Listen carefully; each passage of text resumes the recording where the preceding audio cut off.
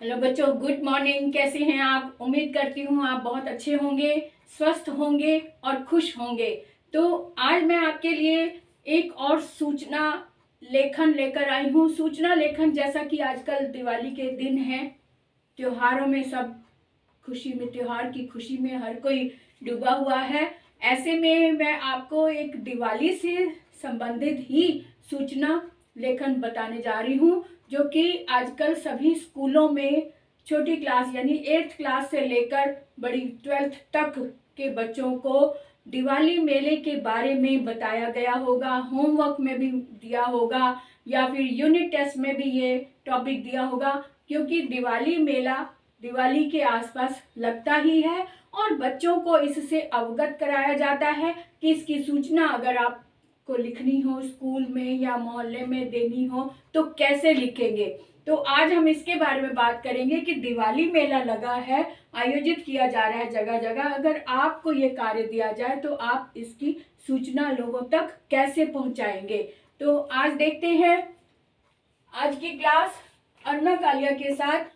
अगर आपने अभी तक सब्सक्राइब नहीं किया तो जल्दी से सब्सक्राइब कर दो, लाइक कर दो और साथ में छोटा सा प्यारा सा कमेंट कर दो, क्योंकि इस तरह के कंटेंट आपको इस चैनल पर मिलते रहते हैं। तो चलिए शुरू करते हैं आज की क्लास। प्रश्न है आज का, मोहल्ला सचिव की ओर से दिवाली मेला की सूचना लगभग 80 शब्दों में लिखिए, है ना। 80 शब्दों में लिखिए। जैसा कि ये बोर्ड में तो 80 शब्द का होता है टारगेट, या छोटी क्लासेस में इससे कम भी हो सकता है और बड़ी क्लास में इससे ज़्यादा भी हो सकता है। तो आप इसके फॉर्मेट को ध्यान दें। फॉर्मेट ऐसा ही होगा, चाहे किसी भी क्लास के लिए हो, किसी भी स्टैंडर्ड के लिए लिखना हो। शब्दों का जो टारगेट है वो अधिक या कम हो सकता है। अब आप देखिए कि इसको लिखना कैसे है। दिवाली मेला और सूचना, मैंने बताया था आपको कि सूचना शब्द जरूर होना चाहिए और बड़ा बड़ा हाईलाइटेड होना चाहिए, ताकि दूर से कोई किसी की नजर पड़े तो सूचना शब्द पर पड़े। और साथ में किस बात पर, ये जैसे ये लिखा दिवाली मेला, ये और ये दोनों शब्द बड़े बड़े होने चाहिए, हाईलाइटेड होने चाहिए, इन्वर्टेड कॉमास में होने चाहिए, ताकि दूर से या गुजरते हुए किसी की नजर इस पर पड़े ही पड़े और सूचना देखकर वो नजदीक आकर इस सूचना को पढ़े, अगर आपने कहीं पर लगा रखी है। अभी तो हम बता रहे हैं कि ये आपके एग्जाम में अगर सूचना लेखन आया है तो लिखेंगे कैसे। इसमें ये चीज तो मेन हो गई। अब उसके बाद दिनांक जो है वो भी हाईलाइटेड होना चाहिए, दूर से नजर आए। या तो आप यहाँ पे बड़ा बड़ा लिखें या सबसे नीचे थोड़े से बड़े अक्षरों में लिखें। और अगर यहाँ जगह आपको लग रहा है कि यहाँ पर ये खाली जगह है तो इसमें दिनांक का अलग से कॉलम बनाकर भी दिनांक लिख सकते हैं, लेकिन एग्जाम में नहीं। अगर आप सच में कहीं पर बोर्ड में सूचना पत्र जारी कर रहे हैं तो डेट जो है वो हाईलाइटेड होनी चाहिए, ताकि सूचना पढ़कर तो लोग आ गए, अब तारीख पर भी हाईलाइट हो तो वो तारीख पर नजर जाती है एक बार में कि इस दिन ये मेला लग रहा है या इस दिन ये सूचना आयोजित की जा रही है। या सूचना में जो भी किया जा रहा है उसमें तारीख का होना एक मुख्य बात होती है, इसलिए तारीख को नजरअंदाज नहीं करना, हाईलाइट करना। सूचना दिवाली मेला, जैसे दिवाली मेला पर दे रहे हैं, ये भी हाईलाइट हो गया। अब आप देखें कि जो हमें संदेश देना है, पहुंचाना है, उसके शब्द नपे तुले हों। अब मोहल्ला, अब ये लिखा है मोहल्ला सचिव की ओर से, तो यहाँ पे क ख ग मोहल्ला समिति, क ख ग नगर, क्योंकि आप एग्जाम में लिख रहे हैं इसलिए व्यक्तिगत जानकारी तो हमने देनी ही नहीं, इसलिए मोहल्ले का नाम भी क ख ग, नगर का नाम भी क ख ग दिया है। और साथ में अब हमने ये देना है मैसेज जो दे रहे हैं, प्रत्येक नगर वासियों को सूचित किया जाता है कि प्रत्येक वर्ष की भांति इस वर्ष भी 10 नवंबर को दोपहर 3 बजे से हमारे मोहल्ले के पार्क में दिवाली मेले का आयोजन किया जा रहा है। मेले में हिंदी सिनेमा जगत के जाने माने कुछ कलाकार शिरकत करेंगे। इसके अतिरिक्त खाने पीने के स्टॉल, व कई प्रकार की प्रतियोगिताएं आयोजित की जाएंगी।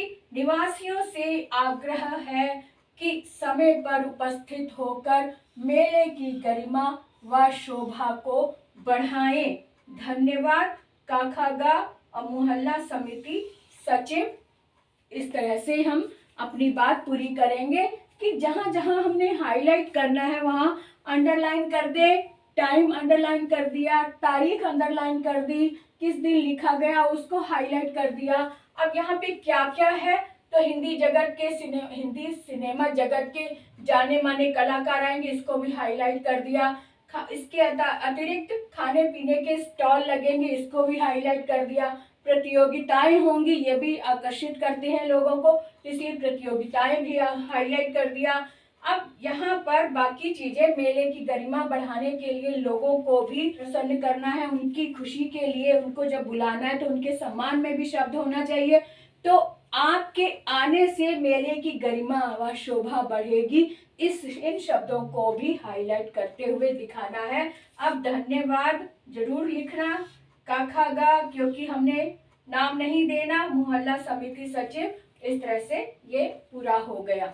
अब कोई भी सूचना लिखे, इन्हीं बातों का आपने ध्यान देना है और जो भी टॉपिक हो उसके अनुसार आपने शब्दों को चुनना है। शब्दों का चुनाव आपके हाथ में है और जो गरिमा शब्दों की है, सम्मान पूर्वक हमने जब भी किसी को देना है, सूचना देनी है, उसमें सम्मानजनक शब्द ही होने चाहिए। कोई भी ऐसी खड़ी भाषा वाले शब्द नहीं हो ना हो, क्योंकि खड़ी भाषा वाले शब्दों से कोई भी खुश नहीं होता, प्रसन्न नहीं रहता। तो इसलिए शब्दों का चुनाव मेन बात हो गई, टॉपिक मेन बात हो गई, सूचना शब्द मेन हो गया, तारीख मेन हो गई, किसकी ओर से दिया गया है ये सूचना तो उसका नाम भी मेन हो गया। इस तरह से हम सूचना को, और इसके लिए जो कॉलम बनाना है ये बहुत जरूरी है।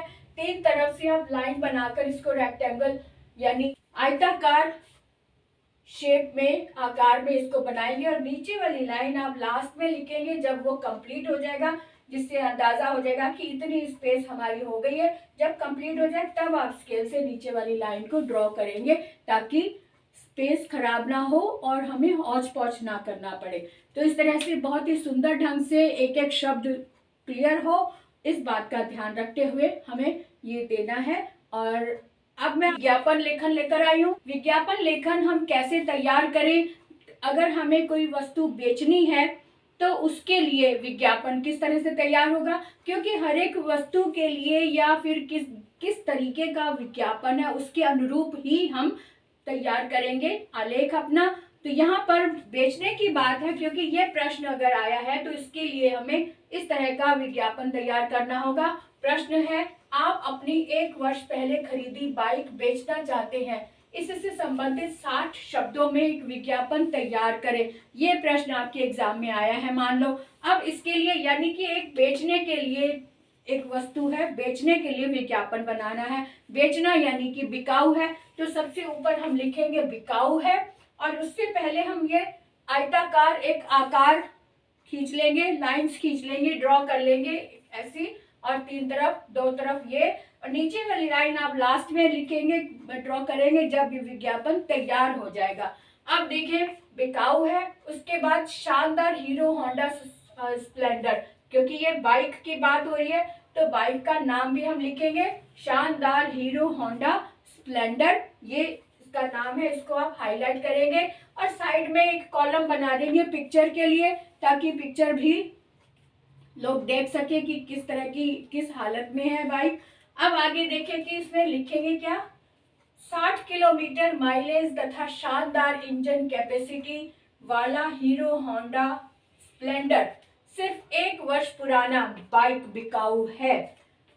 अभी यह मात्र 10,000 किलोमीटर ही चला है और इसकी प्रदूषण जांच नियमित प्रमाण पत्र भी बनवाया गया है। इसका रंग काला व लाल है। देखने के इच्छुक निम्नलिखित पते पर संपर्क करें, क्योंकि आजकल मोबाइल पर ही पता वगैरह पूछा जाता है, इसलिए मोबाइल नंबर साथ में यहाँ पे दे देंगे, मोबाइल जो भी होगा अब साथ में अब क्योंकि आप एग्ज़ाम में बैठे हैं इसलिए मोबाइल नंबर नहीं देंगे, सिर्फ यहाँ पे लिखकर और आगे डॉट डॉट डाल देंगे। अंडरस्टूड है कि मोबाइल के लिए कॉलम दिया गया है, ठीक है। कोई भी व्यक्तिगत जानकारी यानी कि पर्सनल जानकारी आपको एग्जाम में नहीं देनी होती है, ये आपको पता होना चाहिए, क्योंकि आप बोर्ड के एग्जाम में बैठे हैं। बोर्ड में सिर्फ रोल नंबर आपका जाता है और कोई व्यक्तिगत जानकारी नहीं दी जाती। इसीलिए जहां पता लिखना है वहां का खागा, शहर का नाम देना है तो भी का खागा, स्कूल का नाम देना है वो भी का खागा, और आपने अपना नाम देना है वहां पर भी का खागा या फिर आबासा, इस तरह से देंगे। कभी भी कोई भी व्यक्तिगत जानकारी आपने एग्जाम में नहीं देनी होती है। इसलिए ना तो आप मोबाइल नंबर देंगे, ना ही अपना नाम देंगे, ना ही कोई पर्सनल कोई ओरिजिनल जानकारी नहीं देनी होती है। तो इस तरह से आपने ये दे दिया। अगर आपको सचमुच कोई विज्ञापन देना है, कहीं पर अखबार में देना है या फिर OLX में देना है, तब आप प्रॉपर वे में जानकारी देंगे, तब आप मोबाइल नंबर उसमें लिखेंगे, ठीक है। तो इस तरह से हमने सीखा कि विज्ञापन लेखन कैसे तैयार करना है अगर हमें कोई सामान बेचना है तब। तो आपको क्लियर हो गया होगा। आप कमेंट करके मुझे ज़रूर बताएं कि आपको आज का वीडियो कितना पसंद आया और कितनी जानकारी आपको मिली इससे। और भी कोई टॉपिक आपके लिए है, आपके सामने है या आपके पास है जो आप हल करना चाहते हैं लेकिन नहीं हो रहा, आप कमेंट बॉक्स में लिखें और आपको पूरी जानकारी सहित आपको आंसर मिलेगा। तो आगे अगले वीडियो के लिए चलते हैं और बाय बाय।